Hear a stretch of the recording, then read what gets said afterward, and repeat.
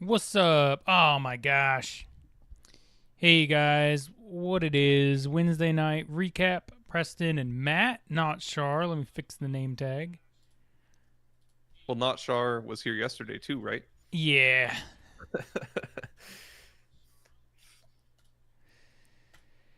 We did have some crazy games yesterday. We saw balancing heroes. We saw Zhao Tong look like unkillable. They look fantastic. Their last match, Matt, their standard went 13-1. Like just the standard KDA. I think the other highest we saw that you and I had watched previously, I think was like 7 kills Yeah. at the most. Yeah, because like the most team kills we've ever seen is like 22. Yeah. Um, so absolutely wild stuff. We've seen crazy heroes. We saw our first red card of the season. Mm. So wild behavior from across the board. We're ready to dive in. We're ready to jump in there and catch some more matches. So Yeah, we are. let's go. Game 17. We're making progress, Matt. We are. We are. Slowly but surely. I think we've now completed the lap around all of the teams that we have not seen, and now we're starting to see teams we've seen before, right? I believe so.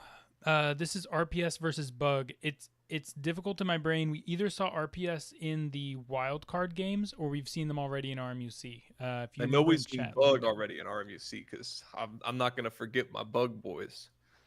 Bug. You got any crazy stats for us? No, they did pretty good last time that we saw them, if I recall Oh, correctly. I just meant the English translation from the stats that are on screen right now. 13 open source citations. Hey, nice. So very, very public with their knowledge for RPS. Very good thing to have in the RoboMaster community.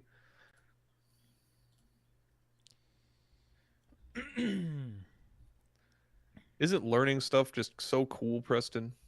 I think Yeah, this competition's taught me so much about so many different things and how so many different subsystems work together that it's kind of crazy when you think about it, how complex and complicated these robots are to, play a fun game at the end of the day that's fun to watch and fun to play. But man, it's a beast of a road to get to where some of these teams are at. 100%. Taking a look at the engineers for both teams. Look at the suspension for that red engineer. It's working a little overtime just with the arm moving around. That's fairly soft. Yeah. It'll be fine. I'm trying to figure out what those spools are. Is that the motor for the swerve? That's not swerve. That's just standard mechanism. It's a really interesting design. Uh, they've got some strings or cables running. The blue hero. Many teams opting to go with a very traditional hero with just the standard mechanism, 4-wheel drive, no X Yeah, drive, no nothing, this one has just no angled fancy bells and flywheels, which is whistles. kind of crazy. An angled speed monitor module. Nothing on the top half of this robot is parallel to the ground. The angled speed monitor module is definitely interesting because you have that little air outlet that's made up from the seam on the bottom of it. So I'm curious to know if that actually affects the performance of the projectiles leaving the barrel I don't know. because they're definitely not airtight to the barrel, but still could make somewhat of a difference if that's on like only on the left side and not on the right, right? At least that's what I Mm, would think. perhaps it depends on how they're running it. You can run barrels inside of there. Some teams run it without. We'll see. I'm pretty Seven sure the best. seconds before round one. We're still in best of threes. We're still in the first switch stage. Um, as Matt said, finishing our first lap between all the teams. Now we've got Bug and RPS. Oh yeah, we've totally seen these teams before because we've discussed the scope for the dart launcher. Oh yeah. 4, 3, 2, 1.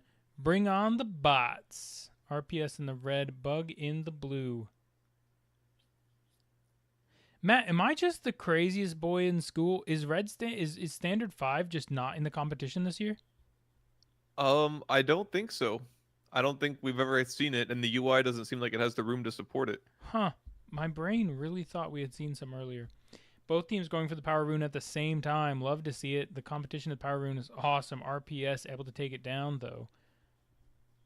I think this is the first time we've had a close race between two teams for that. Blue Standard 3, I believe, got taken down and has revived. Red Standard 3 on the chase, using that power rune buff.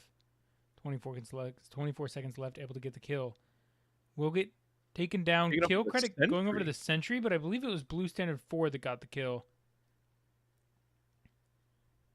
Sentry might have hit the last few shots, but that doesn't look like it's going to save the Sentry's life, as Red Standard 4 is now going to have a pretty good level lead. As well as the last few seconds of the power buff.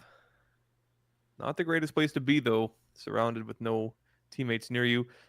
Narrowly makes it away. Blue hero for Bug seems to be having some issues, Matt. It hasn't really moved a whole lot. It's purchased some projectiles. But hasn't moved forward from its base position. Dang, only one spoke off from Bug. A very close race again for the power rune, but at the same time going over to RPS, just like it did the first time. The aerial for Bug. And what can I say? Ooh. Is what it says in the top. There we go. Blue Standard 3 and Red Standard 4 going at the same time. Are you kidding me? That was crazy. Red Standard 4 in a 3v1 goes down, but able to take Blue Standard 3 down with him. RPS with a laser pointer of a projectile launcher on their aerial. Yeah, I was going to say Bug really was able to drill down on the outpost of RPS using their aerial with the second magazine.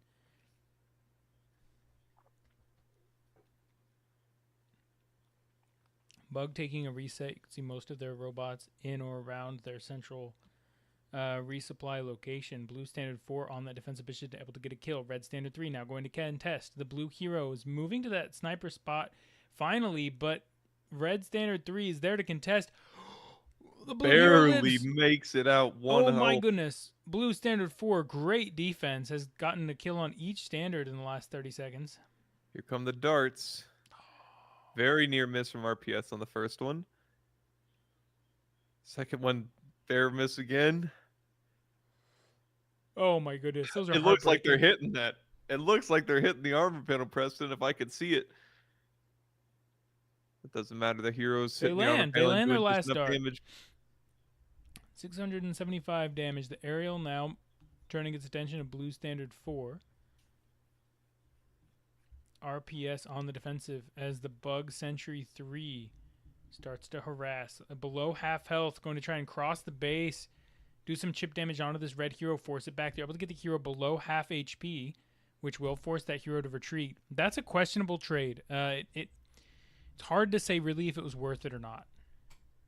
Especially if you're down about 400 gold, 500 gold. I'm not sure what's happening with the blue hero. The UI looks like it's alive, but at like no health. There's no revive counter going on. The armor panels are not lit up. I think it might have gotten ejected, Preston. No, it's alive now. If it got ejected, it would have a like a red no symbol, disconnect, circle with a line through it. That's what I thought too. But I thought the power, or it would at least be showing a respawn timer. Yeah, I don't know. Maybe it was just a UI bug. In the meantime, RPS Hero has chunked through a couple thousand health points of the base. Blue Standard 4 back to defend. Does a good job of shoving back the red hero, giving a tempo back over to Bug. Can they catch up? They need to land a lot of these projectiles. 25 in the hopper. The aerial and Red Standard 4 coming in combo from RPS, chunking through the blue hero. Red Standard 4 was extremely low at the start of this fight, but has been able to maintain most of its health. Red Standard 4 will fall, and the blue hero survives at about a 5th HP. Chased all the way back to its base by the aerial. Will it make it? Yes! Slides in safe behind the wall. And Preston, that hero needs to be safe, because in order for Bug to stand a chance, they're going to need to do a heck of a lot of damage on that RPS base. Yeah, they need to land 10 or 11 hero projectiles and at the same time defend against this red hero we're seeing on the center island. Both heroes now being harassed by the opposite team's aerial. but it's red standard 3 that makes the play, chases down the blue hero, takes it out. 37 seconds They're of death. activating that capture point that's going to lower the base panels if they're able to be successful. Red Standard 3 looking like it's not going to be facing too much of a resistance. The RPS dart launcher opens one more time. I don't believe They have opened the any base. darts They got yet. it. They captured it and they opened the base, Preston.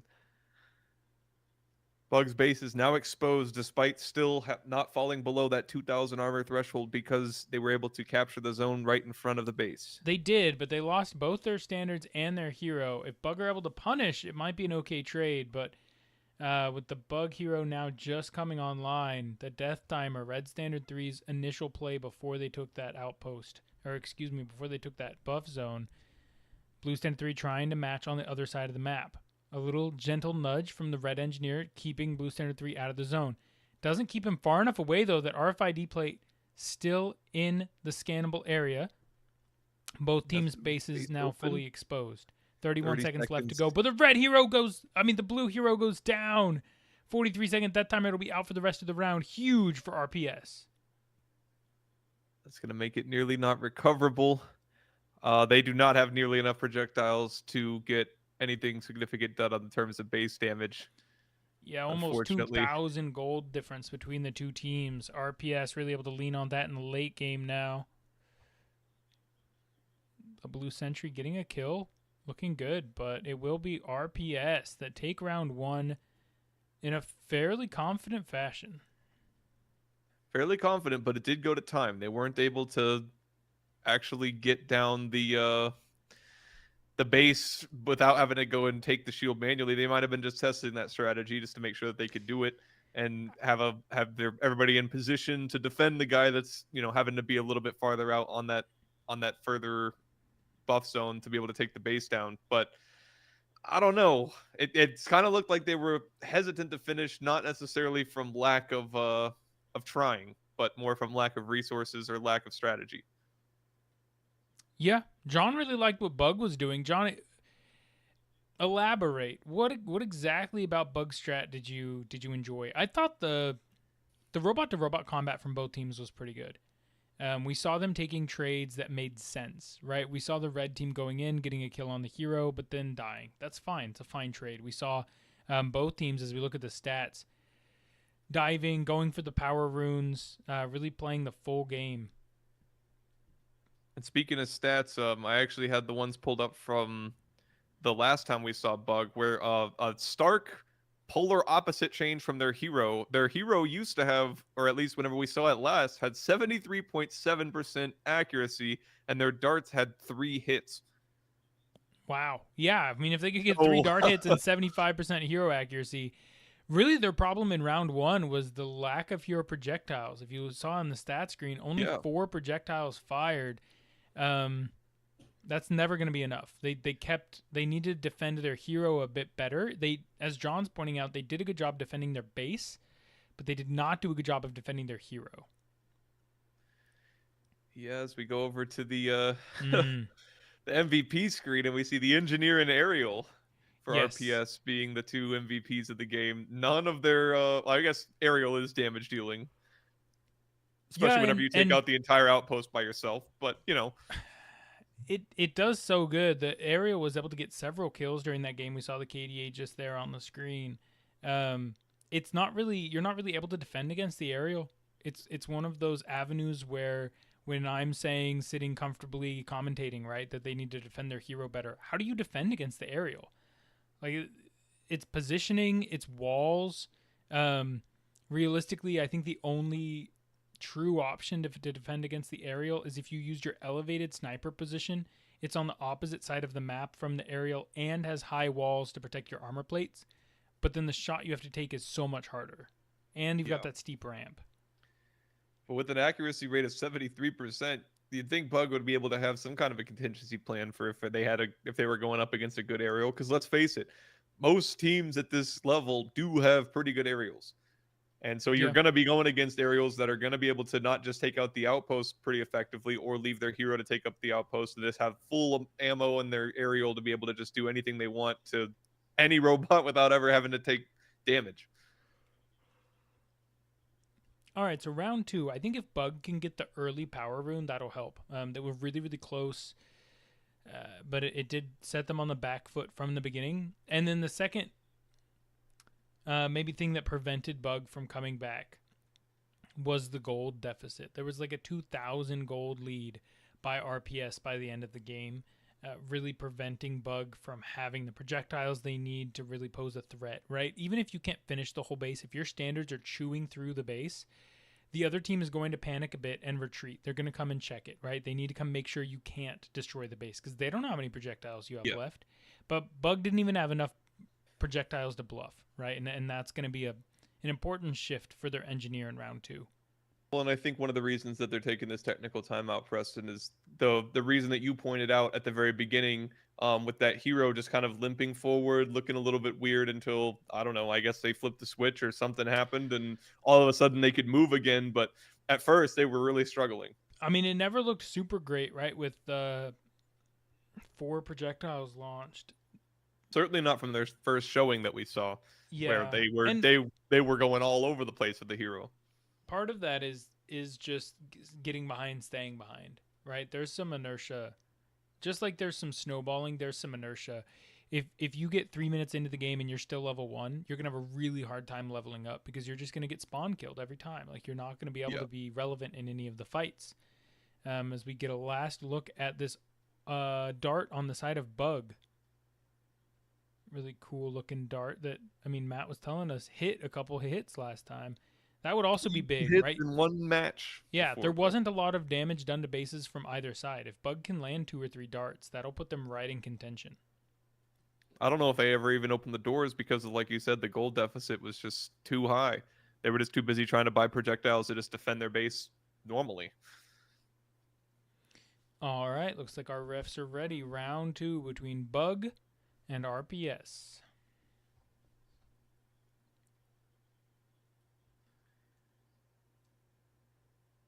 Let's see if Bug can turn it around and show us the hero accuracy we've all been waiting for. 73.7% is a number to beat.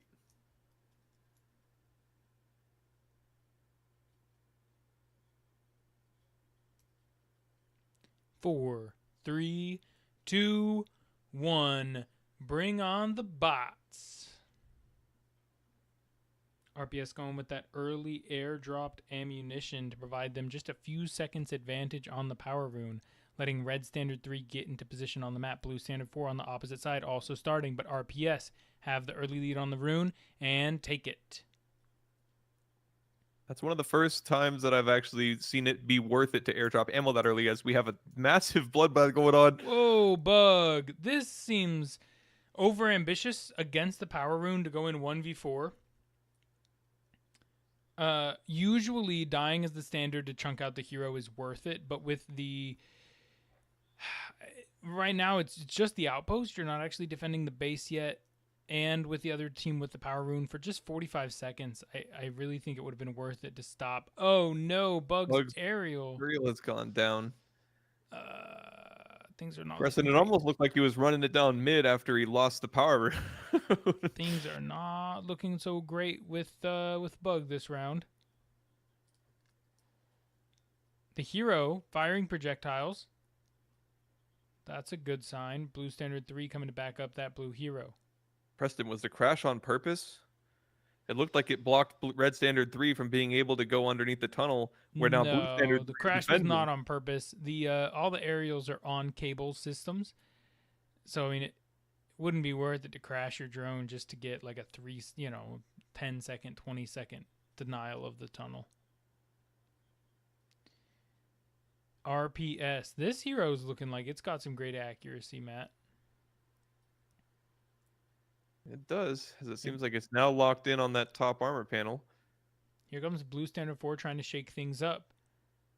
Chunking away at the red hero. But yeah, by the time it turns around to start leaving, it's too late. Blue Standard 4 with the kill. I believe that's Red Standard 3. Yep, coming in to defend the hero. A little bit late, but hey, for RPS, that death timer will still play as an advantage. Already 900 gold to lead. Already 900 gold ahead is RPS. it's going to be felt. I think. Well, they're feeling it now. Yeah. Yeah, engineer kill, very rare because usually teams don't even target the engineer. I The don't feel like unless they have aerial a for cube in hand. RPS is a menace. Yeah. Oh, I think we've seen the aerial from RPS before because I remember making the comment about looking like a dog pulling on the leash, Oh yeah. Yeah, trying to get that's as this much aerial. extension as they can. The blue team sentry trying to help chip away at the outpost, but not. I mean, landing probably 1 out of every 100 projectiles right now. 23 projectiles in the hopper of the RPS hero. And darts launching across. If any of these darts hit, this is plenty of projectiles to finish off the base. They Red hit standard one the 3. first time, and all the other ones were pretty near misses. Oh, so close. Final dart, I believe. Oh my goodness. Red standard 3 successful at opening up the base shields. Going to be able to add additional damage to help out this hero. 15 projectiles left for the red team. Meanwhile, Bug's still working on the outpost, only going to get down to half HP by the 3-minute 30-second mark. Matt, this Is that Bug an got aerial? squashed. Is that an aerial performing the power rune? What? Or attempting it? I think the aerial of RPS is trying to do the well, not anymore now that Red Blue Standard 3 showed up, but it looked like he was trying to go for the power rune. I mean, Blue Standard 3 did a great job there going 100-0 on the red hero. But the instant revive, when you're 2,100 gold ahead, you can just instant revive your hero. And still have 1,000 gold to spare, which is more than Bugs made the entire match. Yeah. With Doing a 300 little, and what? an They airdrop. instant revived and then they airdropped the ammo. Here comes this red hero to finish it off in the funnest of fashions. Point blank, 2 projectiles fired, 2 hits. It is RPS that take the round and take the match. I think Bug got their wings broke. I don't know why they looked so different than they did the first time. I mean, their aerial quite literally got their wings broke and fell out of the sky. Yeah, that was some And they pretty never launched their aggressive dart. play from RPS. RPS They did a never shot with their hero, really. yeah. RPS did a great job of getting ahead and then pushing the lead. Their hero was always firing. 47 projectiles fired is great. Their standards were just frequently harassing the enemy. They got the power rune. They shot a bunch of darts. I mean, just full court press the entire match from RPS. Really well done. Yeah, I mean, not much more to say. I just don't know why Bug was just not able to have their robots function in a third as good fashion as it did whenever we first saw them. Yeah, I'm not sure. There could have been some mechanical issues. That hero did look very atypical in round 1. But also, I mean, it's part of the game, right? The snowballing effect, if a team can play the lead well, then they shouldn't lose, right? Oh, 100%. If they're able to capitalize on the gold advantage that they have, on the level lead that they have, especially when they've got like that moment when the aerial takes down the blue team engineer. Once you're killing the enemy team's engineer, in my mind, that's really putting the stamp on we're gonna win and we're gonna make the gap large. Yeah, for sure. Now, Hero having 40% accuracy from RPS, unsurprising from how much you were like you were saying they were pressing the attack and really getting that base health down early this time, and completely closing out the match. Very well done, RPS. All right. Next up, we're going to have TDT versus Nautilus. This should be a banger. This is going to be a really good. It says the finals in the background, Preston, and this is a match that I think I would expect to see in like knockout stage. Yeah, so I believe this is a Swiss format bracket, which means your winners are going to play winners, your losers are going to play losers, and then you keep playing people with similar win-loss records as you. So early, right, it's still a bit of a mix-up, but as we get later and later, we should anticipate seeing better and better teams playing against one another, in contrast to like a true double elimination bracket, right, where pretty far into the bracket, you can still get a pretty big skill mismatch. Trying to get some of the stats loaded up. Google Translate is not cooperating.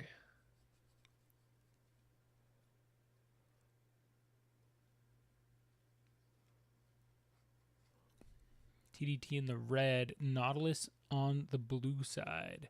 That Nautilus drone is massive. Holy Toledo. That it is. Most drones seem to be just about the maximum size that you can make them, at least whenever they're bringing them out, and you can see them being as long as they are and as wide as they are. Yeah. I know. I believe TDT's drone's actually very small in comparison. Wish we could get a slightly larger view on this Nautilus Sentry. It's got a very interesting design. The volunteers doing a great job cleaning up all those projectiles, getting us ready for the next set of games. Oh, Matt, I'm just so excited now that we're seeing repeat games. I have expectations. I have hopes. I have dreams for these teams. Yeah, and with the stats at least of Nautilus's hero, before Bug had gotten their record of 73%, we were looking at Nautilus's hero having the highest in the competition at 64%. Yeah, Nautilus has done some incredible things. On the TDT side, their engineer looks good, right? 10.5 seconds is quick, 2.9 average. Difficulty on the cube just means that at some point in the comp they cached like one level 2 cube. Flip side for Nautilus, 14.6 seconds average, but recently they've been in that like 9.1 range. This is looking good at 1,256 gold difference typically.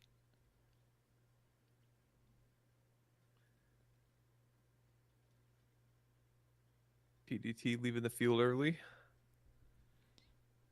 We got a balancing bot on the TDT red side, red standard 4. I thought I remembered Nautilus fielding a balancing bot, but I could be mistaken.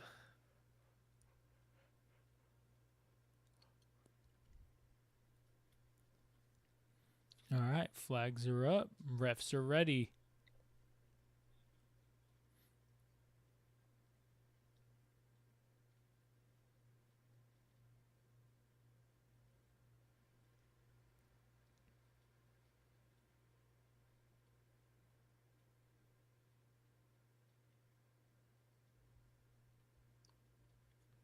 I don't really know what to expect this match because both these teams were very good in their first showings. Bring on the bots. Those engineers we looked at the beginning of the match, immediately both going for silver cubes. Nautilus's sentry is posted up at the center Buff Island. TDT, though, the only team going for the power rune. Nautilus choosing instead to focus on the outposts, both outposts getting chunked out at a fairly similar rate by the heroes. But the hero ammo is quite different. The aerial and the sentry for TDT starting to lay down some suppressive fire onto those blue team bots, but Nautilus successfully takes down the outpost in a single magazine. Matt, I've mentioned a couple times the difference I believe this plays. TDT has to retreat, get more projectiles, come back, and then retarget in on a spinning outpost. Whereas Nautilus able to take that hero, and when they return to their sniper position, aim straight at the base. That sniper position might be pretty hotly contested, though, as TDT has their there's the reverse. Oh, darts come straight across from Nautilus. Everything happening all at once. The darts coming in, and as well as the very impressive jump, a very clean jump from TDT's red standard 4 at the bottom of the map, going up the opposite direction of the ramp. Accuracy from Nautilus's hero looking really good. Darts coming across back from TDT. The first one goes high. Both heroes now shelling each other's bases. We're going to need a little bit of standard participation on these heroes. We'll get it. The blue side sends a standard over, chewing through that hero for TDT. Blue standard 3 won't get the kill, but chunks the hero below half health. TDT sentry in the middle of all of Nautilus's robots. Not a good spot to be. Aerial support. Look at the aerial support from TDT. And now, especially with the power rune, the sentry for Nautilus, gonna run back to base. Barely makes it. Red standard 4 hiding out of vision. 35 seconds left on the power rune. Waiting for the hero to come out. Red standard 4 poised as an assassin in the shadows. As soon Just as this waiting to see blue that hero base comes ticks out. down. That hero's gonna get melted. Uh-oh. Matt, I just noticed the massive gold lead in favor of TDT. Nautilus doesn't have enough gold to bring this game back. No, they don't. And they don't have much time to do it, as TDT looks like they're gonna be trying to close this one out as fast as possible, landing the hero shots. And now the aerial shooting at the base. The aerial's moving vertically a lot. I don't usually see this much vertical. I mean, look how low it is right now. I don't think it's allowed to be this low. I think you're right, as it just now gets turned off and disabled. Huh. Airdrop projectiles for Red Standard 4 coming in. The Sentry chewing through the base. This is a strategy we've seen before, and it's a crazy one, Matt.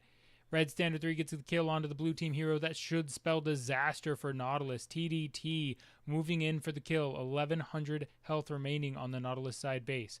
Red Standard 4 will get taken out by defensive Blue Standard 3. Blue Standard 4 chasing that red hero off. That's huge. But again, Engineer chasing off Blue Standard 4. yeah. 11 projectiles on the red team hero. Blue Standard 4 can't leave. I understand he's at half health. I understand he only has 30 projectiles left, with this red hero cannot be allowed to take the sniper position if Team Nautilus wants a chance. Another power rune coming across. This is huge, Matt. This is going to, if we see a hero land from Nautilus, you'll see the decreased damage per projectile also affecting that hero performance.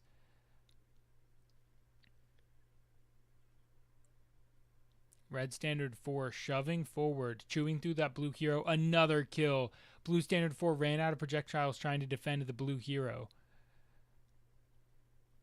TDT, 600 HP remaining on that base. Red Standard 4 going to do a little bit of chip damage before they run. It's the Sentry for TDT, making the press. A final hero shot comes across.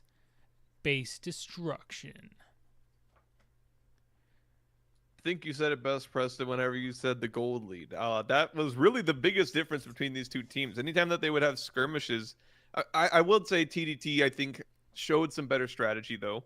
They showed some crazy strategy, that's for sure. They had a double pincer going to try and get both of their standards behind Nautilus, and Nautilus had no idea where they were coming from. They were able to just fire most of their hoppers pretty much unanswered and then retreat back up on the ramps and get away pretty quickly. Nautilus was able to fight whenever the enemy was in front of them, but not so much whenever they couldn't see him or they were trying to be like planning about what they would do for their next offensive. Because as we saw, Nautilus just was not able to get that much base damage on him. They were not. The gold deficit was pretty stark, 1,800 in favor of TDT. Kills were quite even, 5-4. Things that stood out to me: TDT's Sentry, that play was wild. It came twice to attack the base. Absolutely insane. Really cool strategy. Interested to see how it plays out as they continue up in the Swiss bracket, assuming, they win round 2. Both heroes had really good accuracy. I really think if Nautilus had earlier gold, perhaps the Engineer fumbled the first cube or two. I think Nautilus could have defended a lot better. They would have had more projectiles. We saw a couple kills come across where Nautilus's standards just ran out of ammo. I think it's a little bit of that snowball effect, like you said. The more that you get behind, the harder it is to get back up, especially against a team like TDT that will capitalize on a level advantage, that will make sure that you are getting pushed off of the important objectives and pushed away from the points and having trouble doing the things that other teams might let you do for free.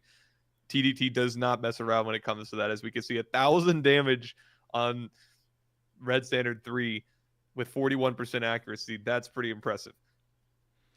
And this red Engineer with the flip up back shield, Matt. We haven't seen it. I don't think we saw it deploy during that round, but the gold lead was enormous. 2,400 gold lead. That second engineering arm controller is crazy, Preston. It's having your entire 6-axis arm just on the desk next to you, ready to grab control of it. Yeah, it is pretty wild. That's what happens whenever you need that much articulation, though, to be able to move into the moving receptacle for those higher level cube deposits that get you even more gold. and that gold being the seeming to be the number one differentiator among top teams as to what teams are able to do. Yeah, I think sometimes if there's different strategies, right, we might see a gap in robot performance. So there are some teams that have really good heroes. There are some teams that do a lot of standard heavy play. There are some teams whose sentries are more or less involved in their team strat. I feel like with these two teams, the heroes are fairly evenly matched. They both have great accuracy, over 50%, I'd wager. Um, Obviously, the sentry for TDT more aggressive and a bit more active in the participation. But it, as you said, it is that gold lead that really fuels the difference between the rest of these teams. They are so similar in performance level at this point. And as we saw in the end of that, or at least at some point, I feel like we saw a drone go in for the power rune. Preston, I'm gonna put it on the bingo card. That's a space. That's a space on the Robomaster bingo card somewhere. Is will we see a drone take the power rune? Take it like successfully? Yeah, they got No, close. no They got close. way. They got four, or they got 3 out of 4, or 3 out of 5 hits, I believe. Dude, that's crazy. That's crazy behavior. TDT working on their sentry, showcasing the aerial CV. Yeah, just like you're talking about. We just saw them testing that aerial's computer vision capabilities. See if I can use the magic of post-produced broadcasting to skip us past this this technical timeout.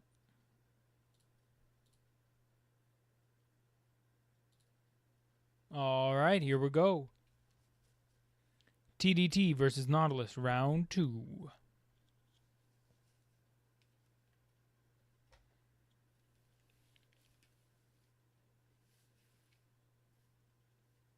Three, 2, 1. Bring on the bots. Both engineers going for the silver cubes once again. Power rune started by TDT. Unsuccessful on their first try. Second try. Success.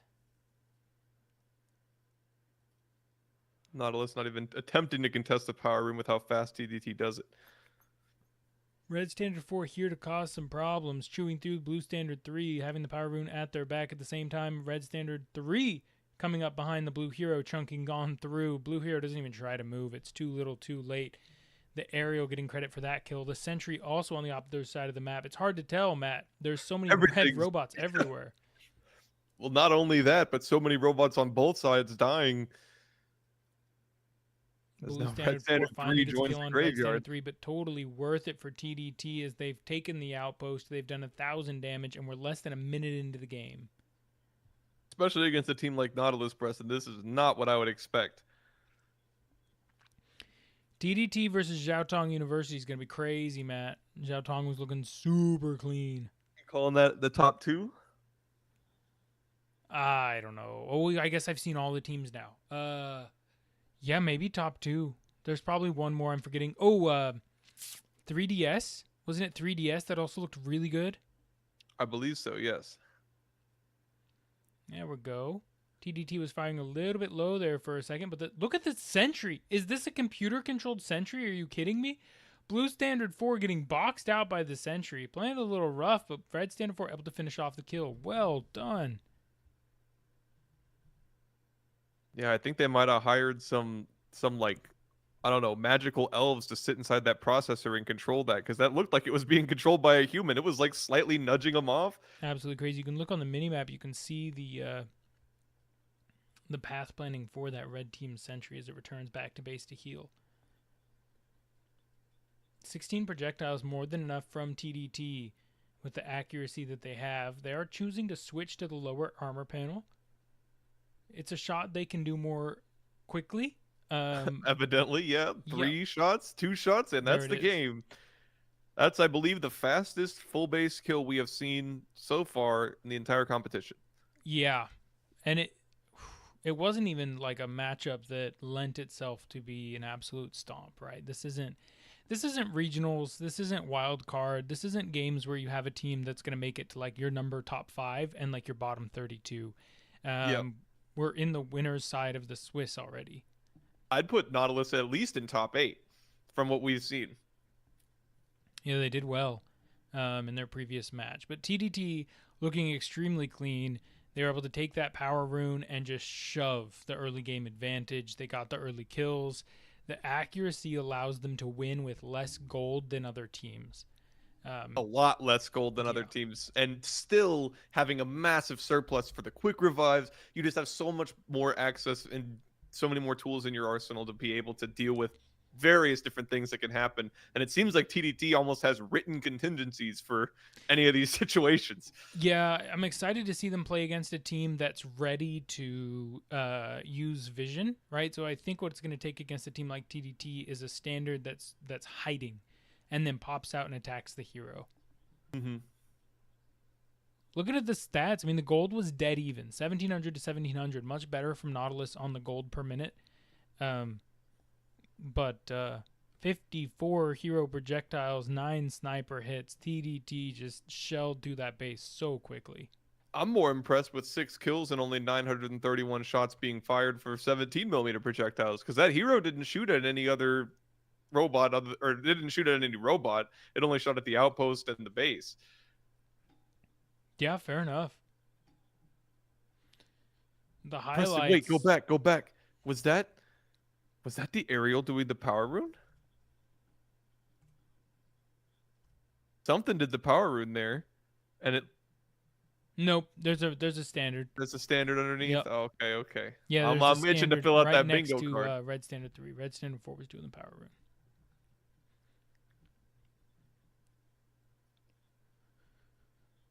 TDT. I mean, they're on the blue side of the base during almost all of these highlights. They played so very aggressively. The hero 57% accuracy. Yeah, give the fellas some accolades. Well done.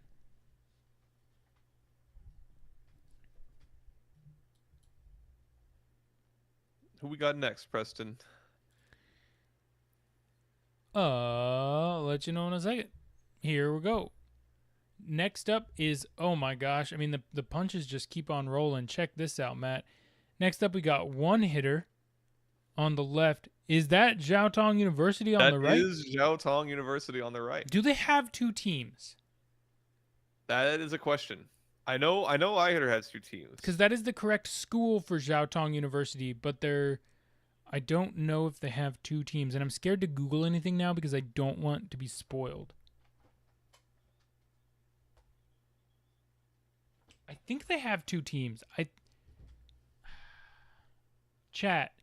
This is a team that has 18 open source citations. Yeah, this that's is one hitter. That's iHitter. Yeah. This is one hitter. This is. I know they have multiple teams, but this is in fact the one hitter.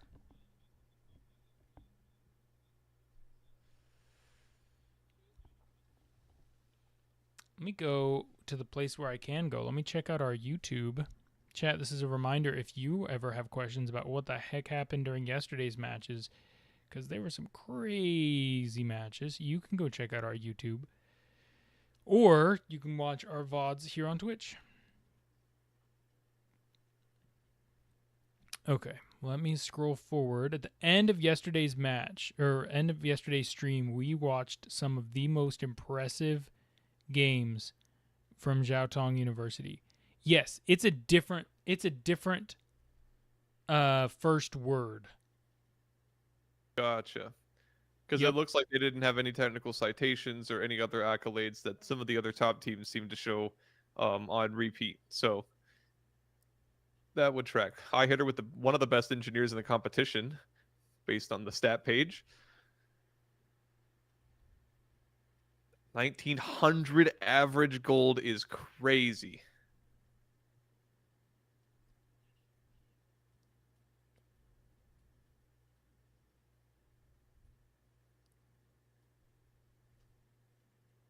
I think we will see the Zhao Tog iHitter matchup though eventually. Yeah. Given the track record of iHitter in the past, and with an engineer that good, with gold difference being as important as it is, I think it's going to be really hard for Zhao Tog to be able to compete. We'll see what they can do.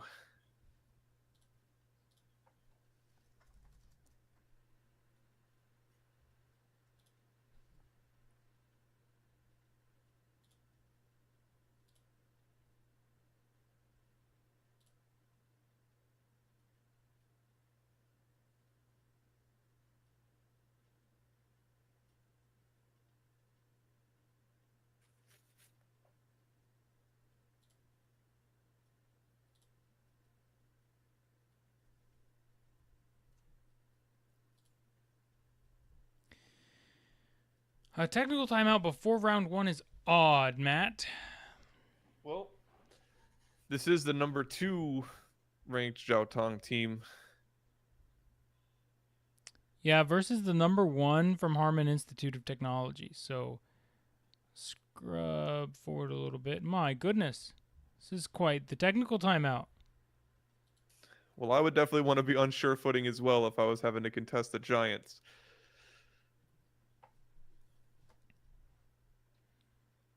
Good Here we go. Post-produced content. Yeah. It sure is nice, huh? Sure is.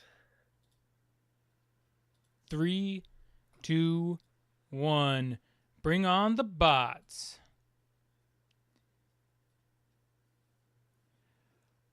Power Rune is up and active. Uh-oh, the blue engineer has not left its starting position. Ooh. I hit her with a quick power rune, not as quick as TDT, but still within 20 seconds of the game starting. Aerial for Jiaotong doing a phenomenal job on the outpost. The sentry for one hitter on the other side of the field finds the hero and melts it. What? That's a game-changing play. I mean, the blue hero being offline is throwing. One hitter should win this round no matter what. Look at the interesting position Jiaotong has their sentry, and I know all of their robots are dying, but look at the bottom of the map. You can see it's actually using the ramp kind of as cover so that only 1 or 2 armor panels would be exposed if you were able to attack it from the back or the direct front. Otherwise, it's pretty well guarded. Unfortunately, it's not going to make that much of a difference considering iHitter is playing the entire rest of the map. Oh my gosh. Jiaotong's sentry melts Red Standard 4, forces it all the way back. A dart narrowly misses, and now the gold starts coming across for one hitter. For the first minute, the engineer being offline, not such a big deal immediately for Jiaotong because both teams hadn't cashed any cubes. But as one hitter starts to cash those cubes, they will pull farther and farther ahead. The sentry for Jiaotong gets a kill onto the hero. My gosh, Matt, is this the clash of the best sentries we've seen? Double kill for the sentry from Jiaotong.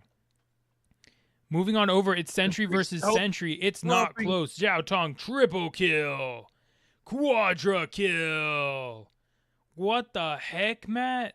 I don't know, Preston. It looks like now they're in a pretty good position. Oh, but now they're out of They projectiles with no income. Almost, well, more than double gold to the iHitter is what Jiaotong is having to face a deficit of. Okay, if the Jiaotong engineer moves next round, I think they might have it.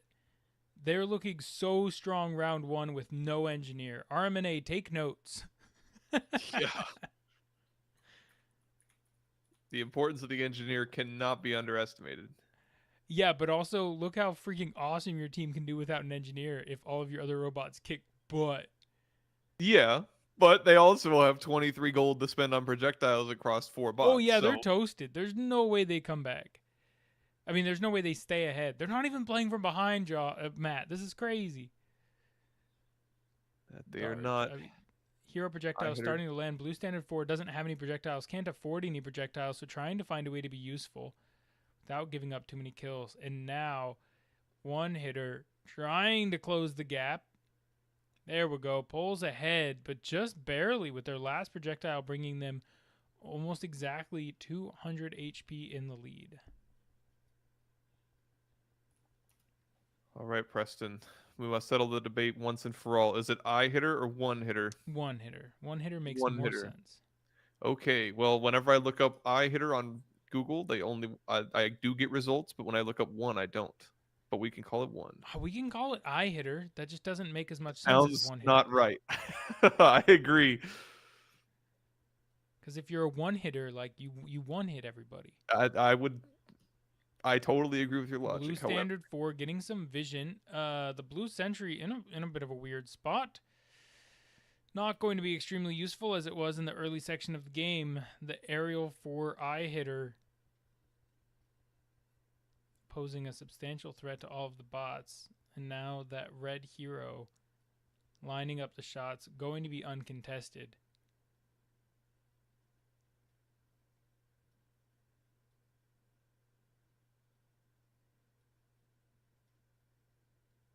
What? Oh, airdrop projectiles for the red team. I was so confused. Yeah, I was gonna say I don't think they have the funds with 3 gold in their bank account to do too much The of level airdrop. up coming across for the blue hero is huge. It protects that blue hero for just a second longer, but they only had 6 projectiles. They land almost all of them. Matt, they are back in the lead. They 2 are back minutes, in the lead. 20 seconds left to go. 0 gold to speak of. But Zhao Tong back in the lead in round 1. But it's not gonna be for long as now Hider takes it back.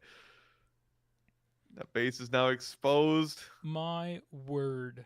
But look at, there's just no projectiles for Zhao Tong. They're about to hit a minute and they have 50 gold. But man, that's a drop in the bucket for the deficit of nearly over double the amount of gold that Zhao Tong has had the entire round at their disposal. iHitter has now almost in their bank account. Holy Toledo, Matt. This was a crazy round. I'm so stoked for round If 2. Zhao Tong can get their engineer to work, I think they win this. Which surely it can. Like, it's not even like it's not getting cubes. It didn't move. Like, something went wrong. Well, that was the reason that the technical timeout happened, right? It's not for no reason that you use one of your 3 technical timeouts the entire competition. They can fix it in 2 more minutes? Oh no, Matt. You're right. It is totally why they used their technical timeout, but that makes me nervous that if 5 minutes weren't enough, perhaps 2 minutes also won't be enough. Yeah, they might have figured out what was wrong with there. You can see these. You can see most of the engineering team looked like they were approaching the field, getting ready to rush on and try and use those 2 minutes as best as possible. But they don't need much. I mean, 7 projectiles. Zhao Tong. What? No way. Oh, 4 left. No way. It's not. I mean, it can't be enough. But if they're 300 each, Could be. No, they missed one. They missed 2. Oh. It would have been the craziest upset of all time. It's still. Oh no, they're at 0 on everything. They don't have their sentry set up like TDT does to go and attack the base. There's no gold. Yeah, no gold, no projectiles. Close. They used everything though. They used everything they had, and they almost had it. With no engineer is crazy. Talk about projectile efficiency. They need like 1 silver cube and they win. Yeah.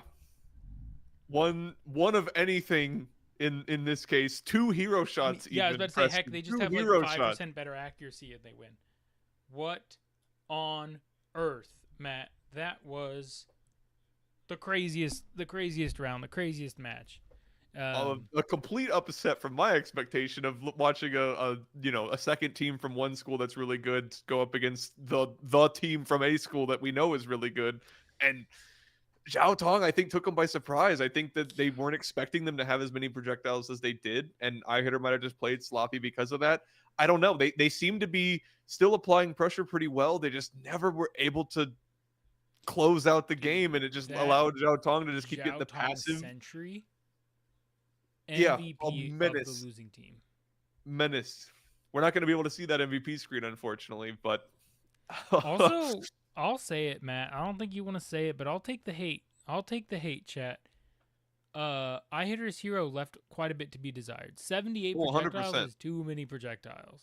Compared to the 30, look, I mean, projectile counts, right? 200 extra projectiles fired for 17 millimeter, but that 40 difference. Usually we only see a 40 difference whenever one team completely wipes another team out. This was a 2 projectile difference in terms of performance, but 42 projectile difference in terms of count. That's an insane accuracy difference. Yeah. That Sentry quadra kill at the beginning of the game blew my mind. It only starts with that also sets their entire team up for Zhao Tong to just be able to get some there you go. MVP Sentry for the other, or for iHitter as well. But that early level lead can be hugely impactful for teams that know how to use it well, and it seemed like Zhao Tong definitely did, because they kept the suppression up, and the hero not able to get to the sniper spot from iHitter drew that game out way longer than iHitter wanted it to go. This is not the engineer I want to be looking at during this 1 minute and 20 seconds of prep time, Matt. I want to see the Zhao Tong engineer. Can it move?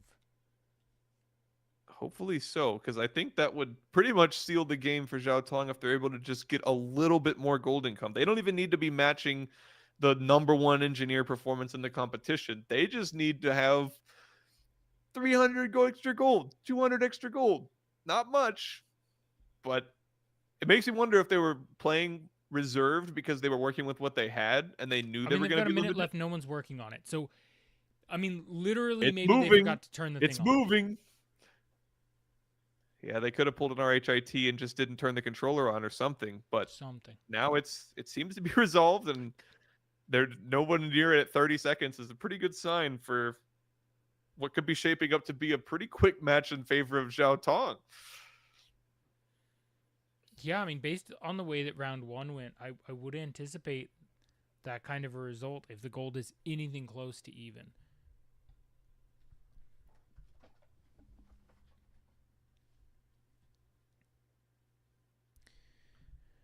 All right, as the doors close, chat, what do you think? Is this Zhao Tong's moment? Is this their anime comeback montage of just slamming the door on iHitter? Or Could be. was the non-functional engineer just the tip of the iceberg? Like, what kind of issue could it be? Because it had power. I'm thinking like maybe they forgot to turn on their battery, right? Like, there are tiny silly mistakes that can be made, but I feel like we'd be able to see the symptoms of those. I mean, it was moving before the match, and if it moves like an engineer and picks up cubes like an engineer, then it's probably an engineer that works.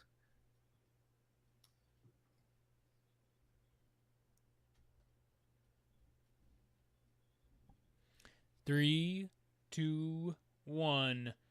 Bring on the bots. Oh, it's a fly into the silver cubes. Hey, there we go. The blue engineer trying to make up for lost time. Zhao Tong's aerial we did not talk about enough as they get the power rune. Power rune. In just about the same amount of time that it takes TDT to do the power rune. The aerial for iHitter absolutely annihilating Blue Standard 4, going down in like a 5v1. Will get taken down by the red team sentry. The outpost falling extremely quick though. Zhao Tong, the hero and the aerial in combination. The blue team sentry, the menace from Venice, making his move over to the red side of the map, absolutely drilling through Red Standard 4. Red Standard 4 will go down. The sentry's not done yet, now targeting Red Standard 3. Jumps off, it falls off the edge. Oh no, oh no. Matt, the computer, the quadra-killing computer that I was so proud of. He got too hungry, Preston, and he overate. Gosh. That's big. I understand now that it can't. Now the only thing he's eating is pavement. It's not as big as missing an engineer, but gosh golly, it sure doesn't help. It sure doesn't help, but at the same time, Zhao Tong now in the sniper position uncontested, as they were able to actually lock in the shot for their hero last time with 2 projectiles that they had in the hopper and 2 projectiles that they hit. We'll see if they're able to follow it up with 6 successive hits for 300 damage each. They're missing a lot of these. They are. I just caster cursed them. But still a pretty big lead in terms of Red Standard 4 number. going to punish them for this hesitation. The blue hero stopped firing a while ago and now is going to stop firing for a while more. Red Standard 4 gets the kill and gets out. 1 damage coming across from the dart hit from iHitter. The aerial for iHitter playing really good defense, but it's not enough. What? They airdropped the health. Oh my gosh. Just in the nick of time. Red Standard 4 with that airdropped help. Going to fight the good fight. A level up coming across for the Blue Standard 4. Blue Standard 3 here to defend. The Blue Hero trying to make it back to base. Red Standard 4 turns its attention to the Blue Hero. Able to get the kill in the base. Totally worth it. The Red Standard makes the play before he goes down. If you notice, though, in the base, whenever a robot goes down, it revived very, very quickly, as now Zhao Tong's hero is up again. The Red Engineer goes down. I believe it's the aerial causing some chaos, sowing the seeds of mayhem on the field. Zhao Tong in the lead, 17 hero projectiles in the hopper, 34 for eye hitter. Oh, just low. Or high. I mean, split the difference. Either one. When this blue hero misses, they seem to take a lot of time of reflection, Matt. Yeah, they take a nice long look in the mirror and question why they're there, why they're in the hero sniper spot, and then they do get a second shot off. But Eye Hitter has proven that they're able to melt that base pretty quick once they get locked in as well. Though I just now cast a curse them as they've been unable to hit a shot since the first one. 1 damage. They're only hitting for 1 damage twice. That's 2 deflections. These are force sensitive armor panels, so whenever you hit them with a golf ball, they're supposed to react in kind to the force of the golf ball as opposed to the force of the paintball. But seems like both of those are registering just as mild impact hits, not even as either a 17 or a 42 millimeter projectile. In the middle of the map, we got some standard skirmishes. The blue aerial able to finish off the kill against red standard 3. Blue standard 3 in the correct position to defend against this red hero. Red hero 1, 20 projectiles on the hopper, trying to get some shots onto blue standard 3 to defend its own self, but falling below half health, it'll make the smart choice to defend. And it is the blue team calling in those air resupplies, getting more projectiles for blue standard 3, who have to retreat anyways. They get chunked down by that red team sentry. A dart hits for Eye Hitter. That's huge. Puts them in the lead. And one could mean more, as Zhao Tong is now opening their dart bay. The hero for Eye Hitter in the correct position and uncontested, going to start chewing through the base. I don't think they can do that, Preston. I don't think they can leave them alone just right there in such a nice spot with the red aim standard locked 4 in. likely going to go down, but chasing that extra kill, padding your KDA, not super useful when your base is getting cracked open like a peanut. Well, with only 24 projectiles, there's not a ton you can do against a level 10 hero. Yeah, but they don't know that. And I mean, look at that. The hero retreats, takes a little bit of chip damage, more projectiles being airdropped in.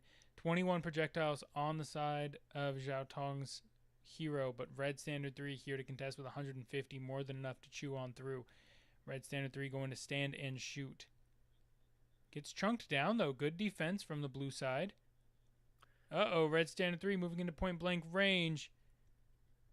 Getting a little bit I think pushy. the bump will be enough on this reflective hero to not be hitting that accurately. Yeah, I don't know where the hero accuracy went, Matt. Neither do I. Seems to have vanished with the health bar of blue standard 4. Remote health pack coming in for red standard 3, allowing them to stay on the opposite side of the field. That's huge with only 1 minute left to play. Eye Hitter looking really good round 2. That sentry falling off of the curb, absolutely tragic for Zhao Tong. It played such a huge role in their early game during round 1. Well, and in the late game, I mean, look at the level difference. It's a level 6 hero to a level 10 hero. Oh my goodness. The hero for Eye Hitter goes down. It'll be out for the rest of the game. 30 seconds. Does the Zhao Tong hero know that the bottom of the base doesn't take damage until the top is broken open? He's trying to launch at the top one. It's not working. He didn't hit any of the projectiles in the enemy's base. 1v4 will go down. That'll spell doom. They have 700 projectiles. They could instant revive. They will. They instant revive the blue hero. Can they land some shots on the panels? Show this strategy to be viable. Where are you aiming? What are you aiming at? You can make this shot, Matt. I've seen a team pull this off.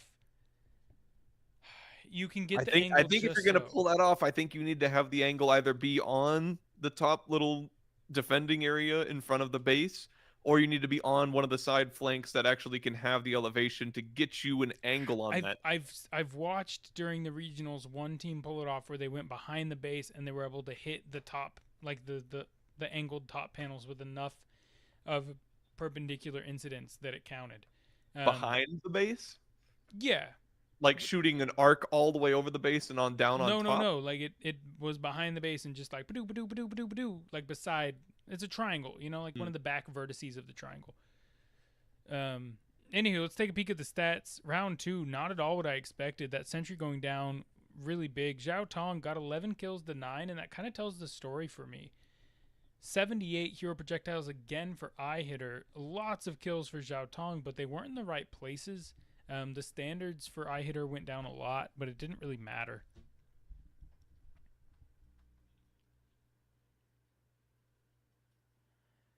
Taking a peek at some of these highlights. I mean, this was the story of the game. The standards dying on iHitter's side, but their hero surviving.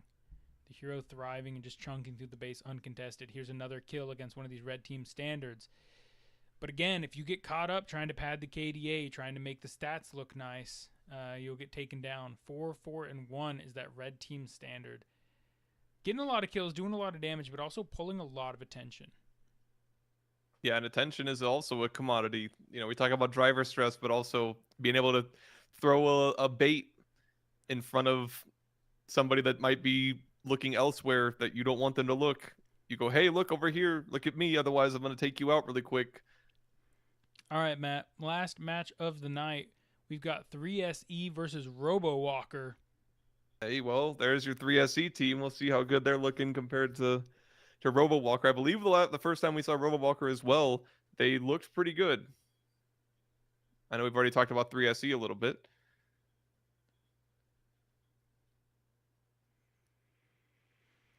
Yeah, I remember 3SE played really well. I don't remember any specifics about their game, though. I see double balancing standards. They've got balancing standard red 3, balancing standard 4.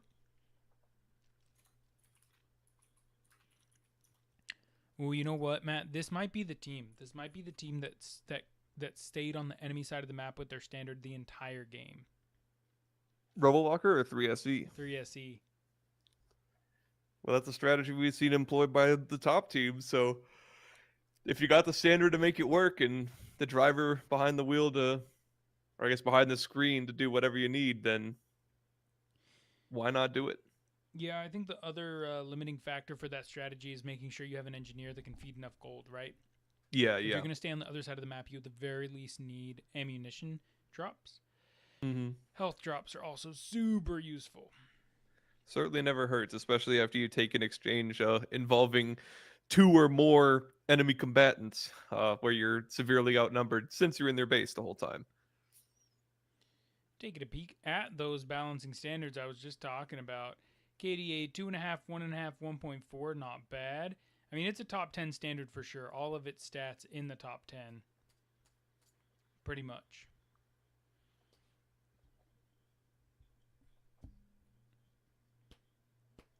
And it averages 3.2 crossings of the jump per match, which is that bottom stat. Third best in the competition. This is like a number 2 drone, though, on the side of RoboWalker. That it is. It's a lot of damage. 1,400 damage. Highest total damage in a single round. They're second place with 2,300. 10% projectile accuracy per round.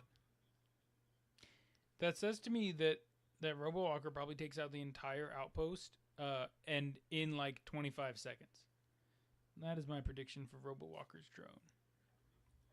I couldn't quite recall if it was TDT or if it was one of the other teams that was able to like perfectly time their shots with the spinning armor panels. There were a few teams, and I'm wondering, looking at those stats, if RoboWalker is one of them. Considering it's the second best aerial in the competition, I would probably wager it is.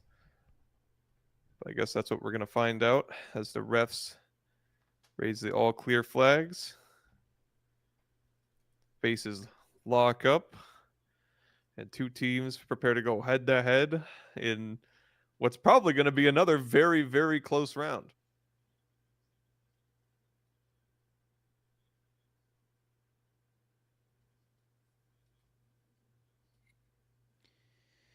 All right, chat, lock in. 3, 2, 1. Bring on the bots. 3SE versus RoboWalker.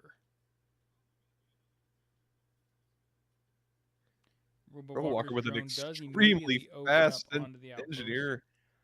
You see how quick that engineer moved into position for those gold cubes in the middle? No, Matt, I didn't. I was busy trying to watch the outpost health of 3SE, but there's no health to watch. 22 seconds is all it takes for Robo Walker to melt the entire outpost. Now the blue sentry for Robo Walker getting a kill, and while they get the power rune, gets a double kill for the blue team sentry. Oh my goodness, Robo Walker with the most dominant 40 seconds we've seen thus far. Not to be underestimated by 3SE, though. Robowalker's outpost has now fallen. But so has the health of all of 3SE's robots. Yeah, and look at this blue sentry. It's still untouched with over 100 projectiles in the hopper. All of the red team bots trying to retreat, but blue standard 3, blue standard 4, and the sentry. 17mm projectiles flying on the red side of the base, and unfortunately they're all blue. Another kill going across to Robo Walker. Their hero is chilling. He is indeed chilling in the perfect spot that you want to be chilling as a hero. The engineer for 3SE getting chunked very low. Blue standard 4 pushed a little back. But the red hero melted by the blue sentry. Are you kidding me? Look at the position of Robowalker's sentry as it now retreats for projectiles. It was holding that top road so that nobody would be able to go and contest. The second that they leave, though, it looks like 3SE is going to be pressing the attack, trying to get the hero out of that sniper spot. Holy cow, and the hero's health is gone as quick as the cotton candy for a raccoon that drops cotton candy in water. Oh my goodness, a dart hit for Robo Walker. So that's the standard performance I was expecting to see from Another 3SE. dart hit. Okay, but Robo Walker putting on. There's so much tension in those darts, Matt. It is. Robo Walker playing so aggressive that 3SE not allowed to play their strategy. This is a really interesting interaction. Blue standard 4, blue standard 3 on the opposite side of the field. The aerial getting involved. The sentry holding the center island. There's not a ton that 3SE can do to get out of this, even though they've been keeping up relatively with the gold deficit. Yeah, the levels is going to start to really hurt, though. The red aerial has a chance to kind of turn things around, chunking the blue sentry low, not able to finish off the kill. Oh no. 3SE's sentry is flipped. And it looks like their standard got their ankles broken. Look at this, though. The aerial able to take out the blue hero. That's big, 25 seconds. At the same time, though, blue standard 4 gets another kill. The red team standard's just not allowed to play the game, Matt. No, they're not. Gray screen simulator for lunch, and that is all. Red standard 4 needs to realize that he's no longer safe where he's standing. Yeah, a couple good shots from that red team hero trying to defend its standards. A little bit backwards of how that relationship usually plays, but I think it's a smart call, right? This red hero is not allowed to leave the base currently. They know that the blue... I mean, they can see the blue standard just sitting there waiting. And with this massive level lead, I'm not really sure what 3SE can do to turn this around. The hero getting chunked down for even kind of contesting. I like this. Red standard 3 taking that defensive position. They're taking a little bit of damage from that long-range sentry. But at half damage, Red Standard 3 has a little bit more longevity. Going to move off of that point. Not sure this is the play. Shoving up to contest. Pushing back. Blue Standard 3 able to get the kill. Totally worth it. My bad, Red Standard 3. Didn't know you had game like that. Red Standard 3 takes out the Blue Standard 4. All right. So the base is open. 3SE's base is getting absolutely nuked. Just 10 rounds left. It's more than enough to... Oh no, did they instant revive that blue standard? 6 rounds left, more than enough. Robo Walker. Come on, he's laying 2 out of 3. Oh no. One more. Oh, oh no. 5,000 will not be the conclusion of the game, but I think there's not a ton that 3SE is able to do. They dropped the health. I think he just fat-fingered the health airdrop. This is not the first time we've seen this happen. This is rough. Oh, but the sentry. Will the sentry finish off the base? Will it recognize the base as a target? Oh, no, they did it again, Matt. They're going for it with the standard. Look, they fat-fingered the health again. I think it might just be BM at this point. They have 7,000 gold. They did it again. They're emoting. They found emoting in the fountain. They're emoting in the enemy fountain. Oh my goodness. Well, RoboWalker doing more than just walk, but running away with the lead in that first round. I don't really know if there's a way that 3SE is going to be able to turn this around, considering they couldn't even leave their base. The sentry falling over certainly was not a win in the book of the micro plays in that game, but it's something that RoboWalker definitely I don't think needed, but gladly took and still remained in the base. Yeah, it's tough because I think 3SE played it just about as good as they could there for the last couple Yeah, minutes. I think yeah, bringing the hero out of the base wouldn't have done anything. I think it would have died instantly. I really liked the play when they got on top of their defensive position on their side of the base. I think it enabled them to yeah. take some fights. I think maybe doing that earlier and staying on that point longer might be helpful. As we take a peek at the damage charts, eight, 10,000 total damage. 18 kills. 10,000 Oh total man. damage. 2,000 projectiles fired of the 17 millimeter projectile variety and 42 of the 42s.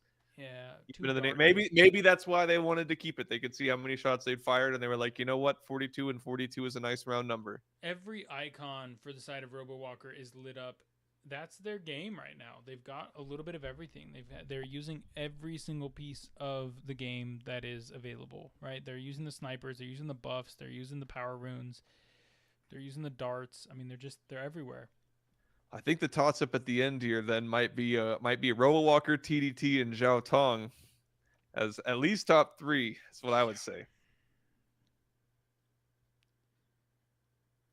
RoboWalker. I mean, it's going to be interesting though, Matt. I think there are strategies that counter other strategies, Yeah, right? And so last time we saw 3SE, they looked so dominant because their standards were able to poke the enemy team. But backdooring the enemy is not a good look. I mean, it's the same as inting, right? Like being in your enemy's base and like solo laning by yourself, side laning by yourself looks really good if the rest of your team's doing fine. But if your team's dying and losing every team fight, then being yep. off by yourself looks like you're inting and you're just making a numbers disadvantage. And so 3SE needs to showcase a different strategy, I think. They need to find something else to compete against RoboWalker. Yeah, it's so cool seeing all those different engineer controllers and seeing what the drivers decided that they wanted to use to be able to articulate these 6-axis arms. We Yeah, I get a love it. peek into the cockpit of the RoboWalker, and I don't know if you saw how fast, how unbelievably fast, VT Sentry fast that engineer went up to the middle resource island to get those early gold cubes. It was like I'm gonna time. I'm timing it this time. I've got the stopwatch out. I say it's less than 3 seconds. Yeah, speaking of timers, RoboWalker also had what I think is the fastest outpost kill. 22 seconds with a drone is insane. I don't even think they used the hero, and they still had the fastest outpost. It's 100 to 0.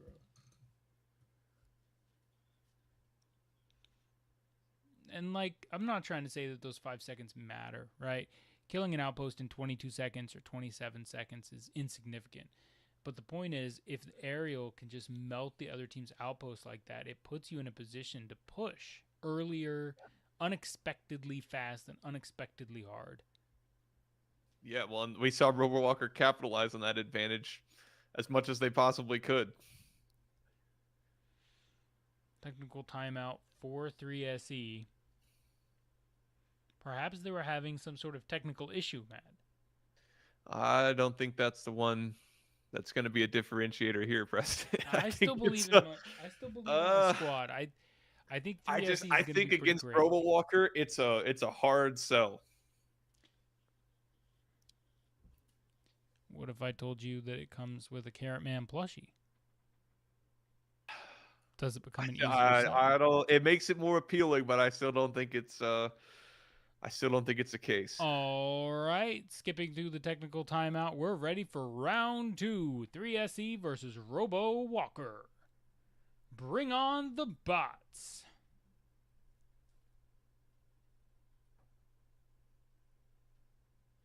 Check out the sentry path planning on the blue side on the mini map. 8 seconds, Preston. 8 seconds Sentry for versus the sentry on engineer the to get upper up road. there. They clash. They find each other. And then they don't. Then they don't.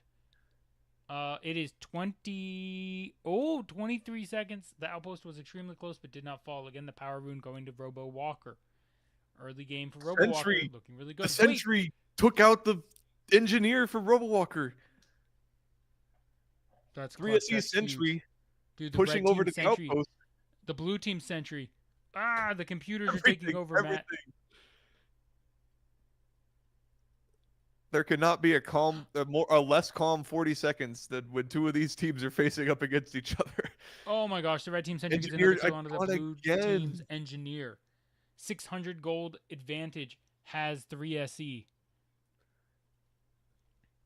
Remember that gold advantage doesn't really come into play though until the mid to late game, as the blue team's still making their push, still in the lead by a substantial margin.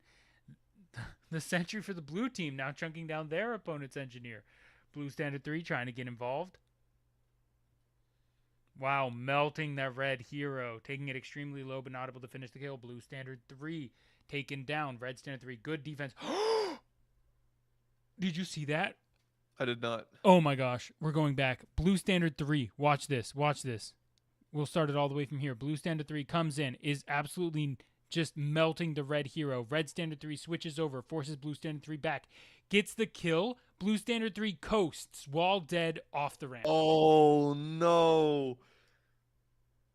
One of RoboWalker's best offensive tools is now That out red of engineer their just took arsenal. an absolute beating, but will survive. Oh, and the sentry was tipping a little bit. A little Oh, nudge. he's gonna get Oh, knocked come off. on. Oh, no, the that was BM, dirty. the BM, and now it looks like Blue Standard 4 might actually be stuck as well and DQ'd. Red card. Deserved, though. Low-key deserved. RoboWalker's teeth just fell out like a bad pair of dentures. Yeah. They got no bite left in this besides their hero. Not to mention their gold is nowhere to be found because their engineer's been dead the whole game. Matt, this gives a whole new meaning to tilting. Red standard just completely lost it and said, I know how to get him. I mean, just went villain mode. Just Disney arc villain. Pushed him off the edge. Game of Thrones style. Threw the kid out the window. And then red carded. RoboWalker with 3 out of the 4 dart hits. I mean, they need if him. their hero's in position, they're not 3SE's not contesting. Oh, 3SE might be moving around now. Red Standard 3 trying to find which sniper position he's using, and he's gonna take him out.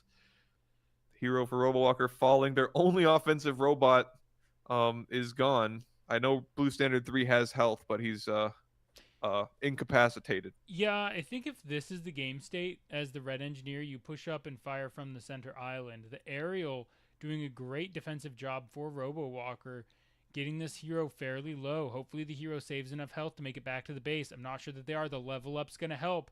They land several more projectiles. The red engineer here to body block. What?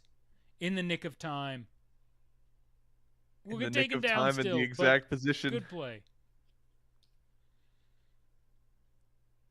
3SE now in the lead. The blue hero notably still involved in the game.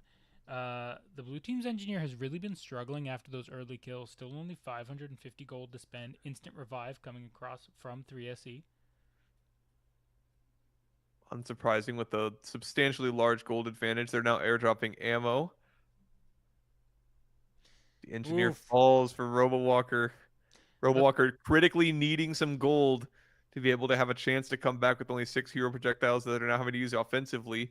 Yeah, the blue hero chunking out this red standard, but as you're saying, I don't think that was a good use of its projectiles.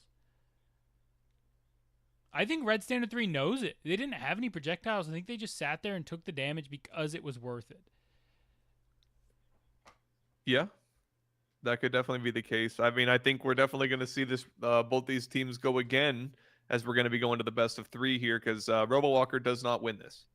Yeah, silver Sorry. stripes for sure. But they do not have enough money or income or ways of getting income that is going to be commensurate for the amount of projectiles they would need to make a comeback here with only a hero functional as an offensive robot. Their sentry is the broke boys. Well, what is their sentry doing? Their sentry is now looking at the wall. It looks like their entire code base is broken for that. everything going wrong that can go wrong for Yeah, it, RoboWalker it this thinks round. it's in the wrong spot. So on the minimap, you can see the blue sentry path prediction. It thinks it's in the middle of the map and trying to go back to the base. Oh, looks like it's doing something, but it looks like it's going to the curb of doom autonomously and is going to face the same fate as every other 17 millimeter projectile robot in this competition. They're in this round. The blue Not hero quite has off the 14 edge. projectiles, was the beneficiary of some late game gold, is potentially going to get a kill onto red standard 3, but with a minute and 30 seconds left to go, you might want to save all 18 of those. I'm not sure this was a good use of 6, 7, 8, 9 projectiles. I mean, at this point, I think it might just be accuracy testing that they're going for because there's not a mathematical way that they can come back from this. I mean, if they landed 300 shots on each of these, if you land sniper positions, there's still enough. If you didn't have an engineer sitting in front of you, pushing you, knocking you around, yeah, maybe. Yeah. You got a minute left. Mathematically possible, though, Matt. Yeah, mathematically possible, but you're not counting the imaginary plane because the imaginary plane is what has driver stress and our other variables that we talk about that aren't shown but definitely exist. Yep. And like the timer of 40 seconds left. We can all see the timer. I think that's a variable we could say it does exist. The hero looking like it's going to be trying to make a daring run, the trench run into the Death Star. I don't know about this one, Chief. There's a lot of robots on that ledge. Oof. Body check into the wall. Yep, red card for the red engineer.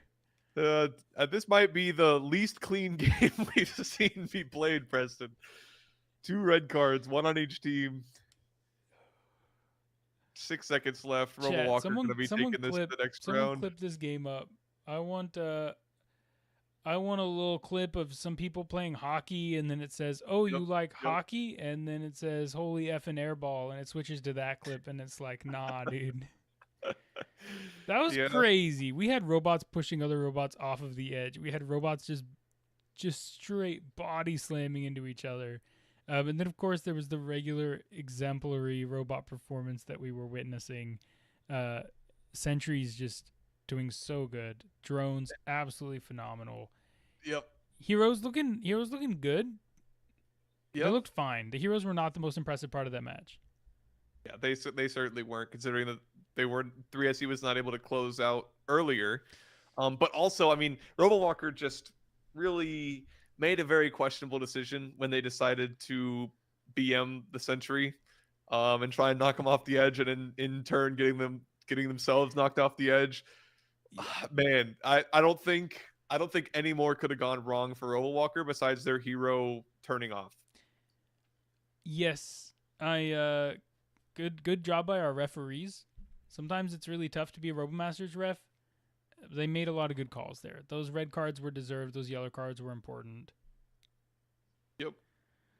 But round 2 will go the way of 3SE, taking us to round 3 between 3SE and RoboWalker. Some of the highlights of the game, and the outposts fall extremely quickly, right? Like you're saying, maybe the craziest 40 seconds of any 2 team combinations. And then one of the craziest games in terms of mentality. Yeah. The rest of that match. This blue engineer got killed like 7 times. 5, 2, and 3 is red standard 3. 35% accuracy is great for a standard. Well played. Are they trying to make the engineers look, or the robots look more human, Preston? It looks like he's just sitting down, chilling out, enjoying a little juice box underneath an apple tree with the way he's sitting out with his legs. How about that? Is that better? Doing the splits. Nice. Showing the acrobatic physique of the 3SE balancing standard 3. Taking a look at their stats. I mean, again, a top 10 robot for sure. Probably even a little bit better. Top 7 or 8. These balancing bots have really showcased the benefit that the added mobility and agility gives, right? It helps me understand why DJI took away the software and in-game bonuses for balancing robots. There's just so many mechanical advantages to being able to jump. Well, now that there's a whole lot more cover and more high terrain and things like of that nature, as well as access points to get to those from a jump that is possible with a robot, that certainly changes the paradigm of the game. And also, not to mention just that, but you can look and peek over cover. That's a huge advantage for robots that have either a taller neck or their armor panels are able. They just find spots on the field where they can have their armor panels concealed. They can look over really quick and only be exposed for a very short amount of time and get a good idea of vision. Because as we see, vision is a pretty critical part of this game. And any way 15 of seconds getting it. left. Robo Walker making some repairs and adjustments. Their blue engineer just okay. They're gonna take a technical timeout. That makes sense. They're still working on it. Or it would appear. Maybe it's their blue standard. I would be shocked if their standard was having issues. Their standard seemed quite fine. Might just be swapping the battery. Well, their standards did flip over last round. Let's not forget. One by accident, the other by complete driver intent. Yeah. Got a lengthy technical timeout.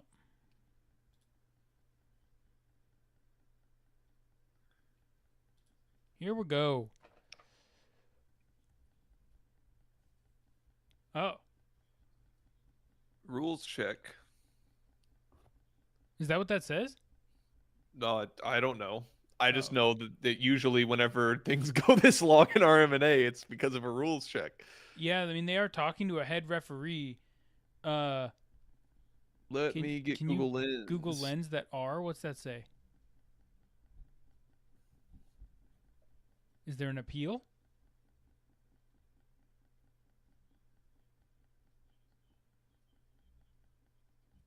On-site technical debugging. That's not what's happening. What is there to debug, Preston? I think at this point, I mean, they did it to themselves. They ran themselves off the edge. The first time, accidents happen, but they're not looking at standard 3, they're looking at standard 4. Standard 4, I believe, was the one that followed up. Are we going to get a third game? They clear the whole field off? Oh, we're good. We're good, chat. Some crazy long technical timeout. Bring on the bots. And all the robots seem to be functional on both sides except for the red team's aerial. No. Red team's aerial's moving. What? Okay. It comes online. The UI did not look so encouraging. Red Standard 4 and the Blue Sentry in a battle. I love the sweat headband on this aerial pilot. It's working. The outpost falls. Working too. The sweat is out of his eyes. He can see clearly the double kill and the outpost. Call it a triple kill for the Robo Walker aerial. This looks a bit more like the Robo Walker we saw in the first round. 1 damage going off that top panel. Yeah. Meaning that they hit it, just not enough in the middle. 3SE really struggling to finish off this outpost. A lightning storm on the field. Curious to know what that means, or if it does damage to anything.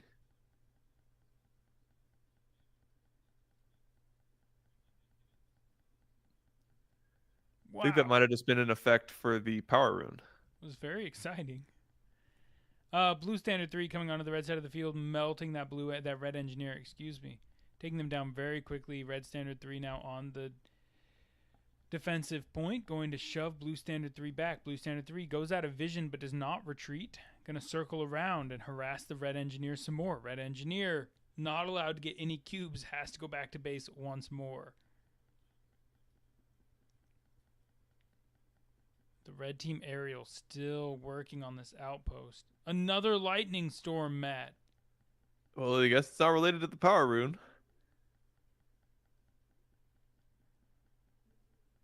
Alright, despite the lightning, the aerial 4-3SE able to finish off the outpost. It will now be, they're 1,300 HP behind. Never mind, they're 1,900 HP behind.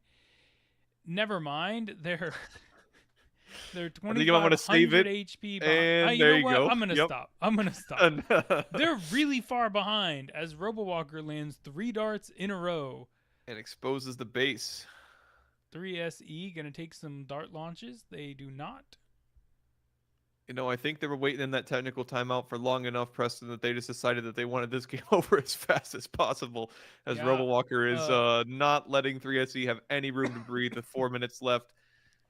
Less than 1,000 base health. Oh, but 3SE 782 does. gold is enough for an instant revive. If you're RoboWalker, I mean, I guess it's at 0 projectiles and it's only 19 seconds. Perhaps you play it out safe. Yeah, that and your enemy was right behind you. Yeah, the instant revive brings. I mean, it brings you to full health. Probably would have made it. Blue standard 3, red standard 3 in a skirmish at the bottom of the map. The blue aerial, though, helping out from above. Blue standard 3 gets the kill. On the other side of the map, that red aerial takes down the blue team sentry. RoboWalker's hero makes it back to base, buys 20 projectiles, heals up, and is ready to try and close this game out in half of the game time.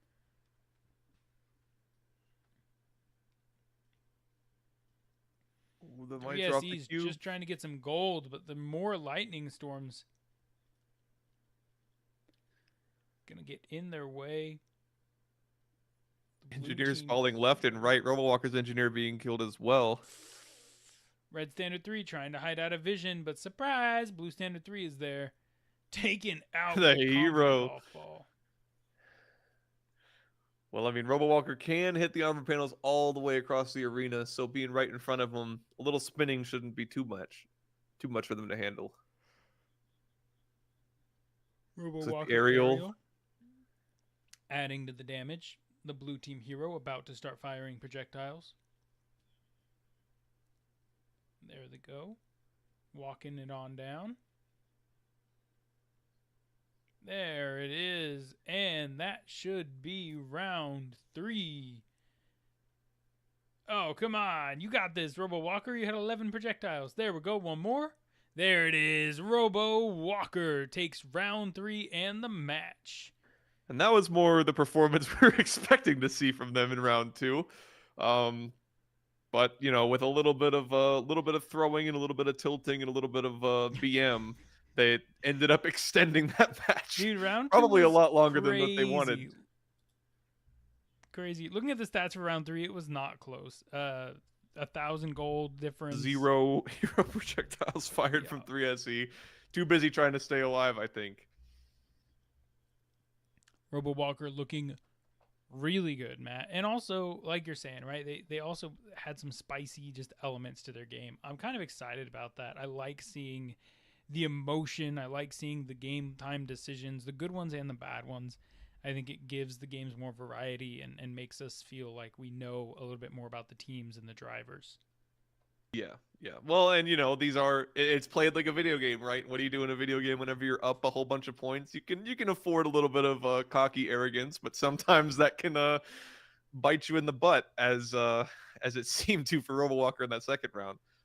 But they certainly re-locked in the third round after that very long technical timeout and whatever else went into that. They weren't playing. They came to play Dart Launcher as the MVP with 3 dart hits. The most we think we've seen in the competition. That's a really cool dart design. It's got like a circle on the back. Yeah, it's got your that's your railgun electromagnetic coil to be able to launch your darts. Yeah. All right, chat. Thank you guys for hanging out. Thanks for being here. Matt, those were some great games. Yeah, they were some pretty good games, some pretty interesting games, and one of them being a little questionable, but you know, at the end of the day, yeah, dominant performance from RoboWalker, and all the teams I think we saw today were winner brackets, going up against other winners from the matches we'd seen previously up to this point. So, very excited to see what else we have in store. Yeah, unbelievable performance from just about every hero today. Yeah, that's all night, I got. Come on back. It'll be Matt and Shar taking you through some more matches. And that it will be. Have a good night, See you y'all. then. Bye.